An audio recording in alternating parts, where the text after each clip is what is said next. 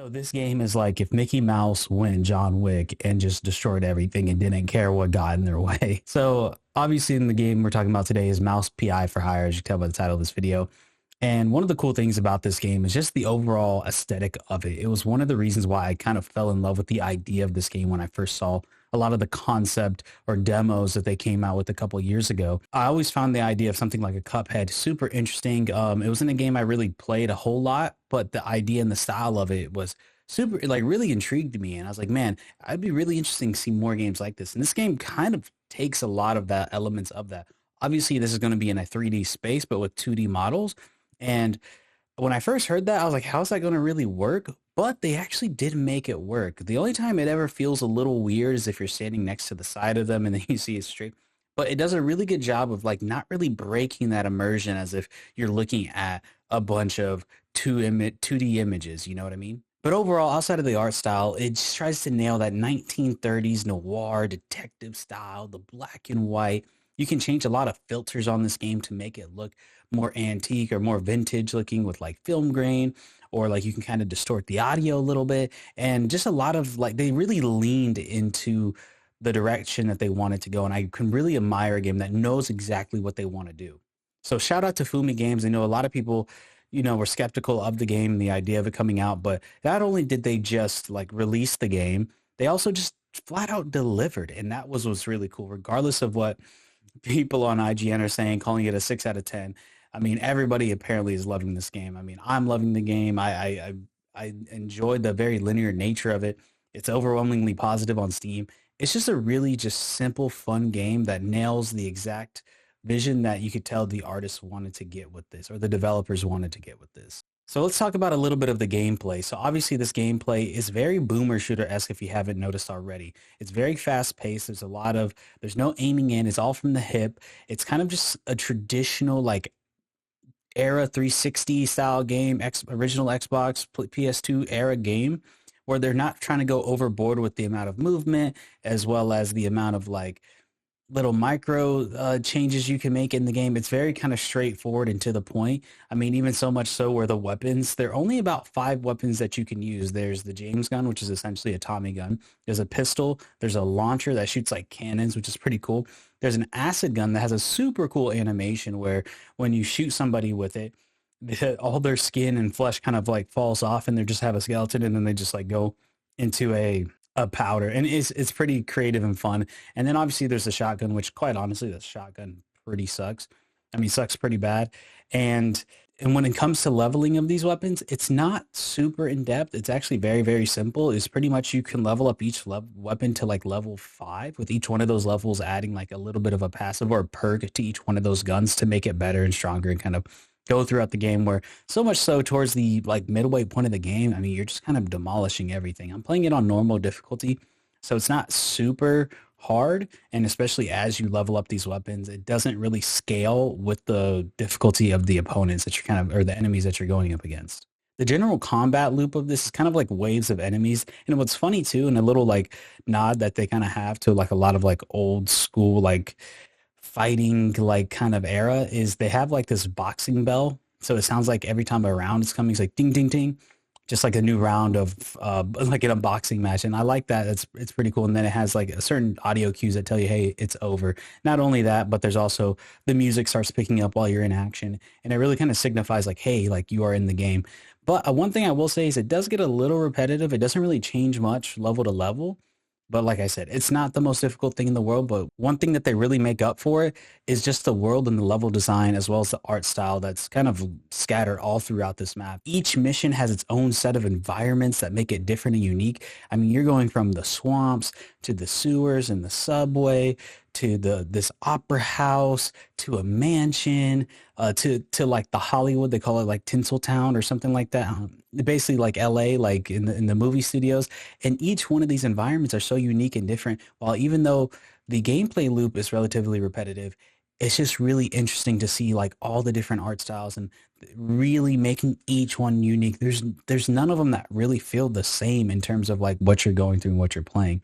Obviously, a lot of the level design can be relatively similar. Like I said, it's very linear, but they've done a really good job of making each one of those feel different. So one of the unique things about this game is they have a clue board, very similar to what you would imagine, like a detective board, where they're putting up all the notes and all the clues that they found and piecing them together and getting like the string to attach to this. Hey, this is integrated with this, and this is touching this, and then now like that's pretty cool to kind of experience that in a game where it's like at each mission, at the end of it, you're kind of finding these clues, or throughout the mission, you're finding these clues, and then you get back to your office of Mouseberg and pinning those on each on the board. And one of the ways that this world is designed is it's kind of like I don't even really want to say open zone. It's pretty linear. So how it works is there's like kind of this home base area called Mousebury. And in there, you have your office, you have a bar, there's like a gun store. It's kind of like your like home base where you can kind of like load up, submit some of your clues, talk to some of the people around the town, and get kind of like familiar with everybody you're there. And there's where you kind of pick up some side quests as well as some other things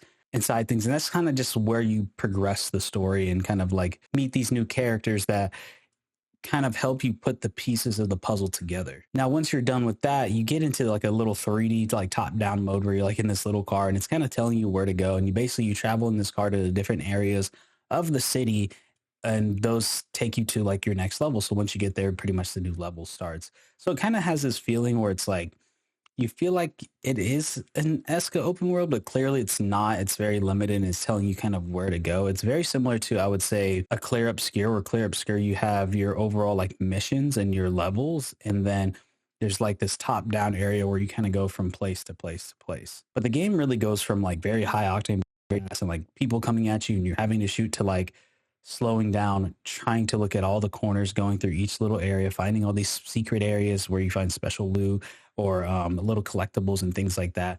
A lot of that is very 360-esque, like in that era or that PS3 era where it was very linear, but then it was also the side areas where you can find extra loot. Like I said, these collect extra cash, things you can kind of do to level ammo a lot of the times. So that's pretty cool. Or also getting a lot of side quests or side objectives that you need to get. So for the most part, you don't really have to do that, but because it's all kind of like right there, you kind of want to look in to see all the little nooks and crannies that the level has to offer. And what's really cool about it too is just the level of detail that can be within these little secret areas where you're just kind of like exploring and looking at these rooms or these apartments or these back alleys, and it's just the little efforts that they put into this. Or some of them where it's like there's one where I was in the sewer and you go down, I kind of diverted off the path, and you go down this big hole, and then it leads you to like this area where then you find like this little figurine that you can collect, and it goes into your office back in the Mouseburg area. So I really like that because sometimes when I play a lot of like bigger games or more open world, open zone games, I kind of stay away from doing too many side quests because I don't want to divert myself away from the main story that's being told. So I kind of like this format where it's like I don't feel like I'm taking too much of my time going out and seeing like the little what I can grab, because really it just takes like a couple minutes, if that, to kind of like, hey, what's this little area? Hey, like, you know what? I see this is progressing. Let me go back and make sure I didn't miss anything. So it makes that kind of fun. It just feels like very simple.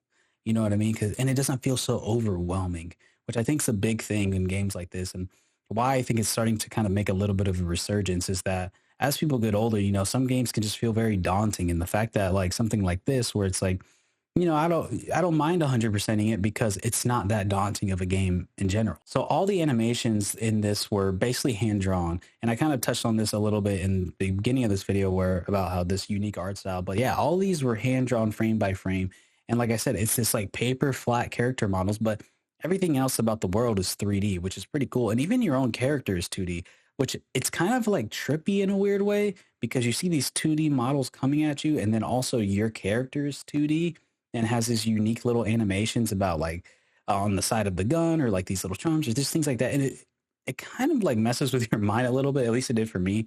So just the fact that all that stuff was hand drawn just makes it so much more impressive. Also too, I have to touch on it, the voice acting, amazing in this game. Troy Baker absolutely killed it. That guy is one of the best in the game when it comes to, no pun intended, voice acting in video games. The most recent game I played, obviously, in his most recent performance was in Indiana Jones, where he played an amazing Harrison Ford, where his voice and his cadence almost matched Indiana Jones perfectly. So it was really cool to see him play almost a completely different character where it doesn't even feel like it's the same guy.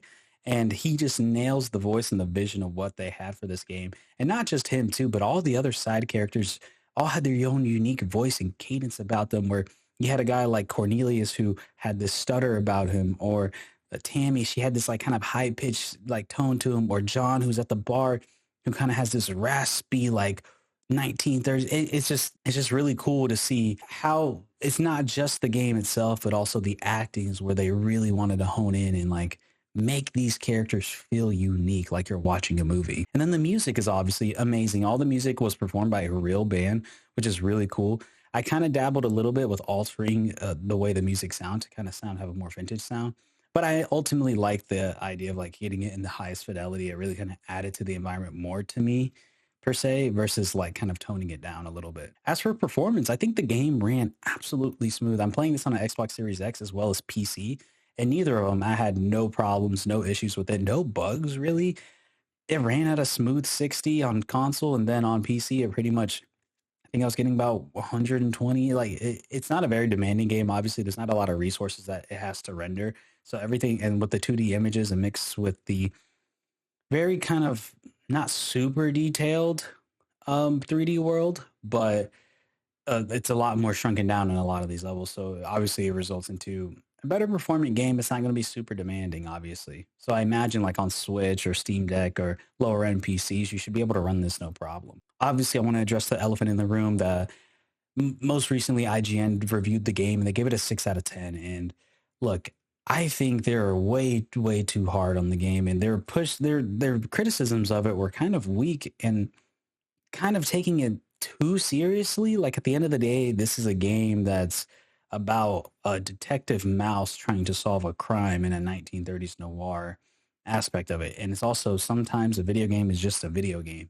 And it's kind of one of those things where it's like critics tend to get a little too artsy with it instead of just kind of enjoying it for what it is. And that's just kind of how this game is. It's really good. It has soul, it has polish, and it's only $30. Like it's super hard not to recommend because all the time and effort that they put into this game between the voice acting, the level design, the environmental design, the hand drawn animations, the music, like to me, the package that you're getting for this $30 game is just really good.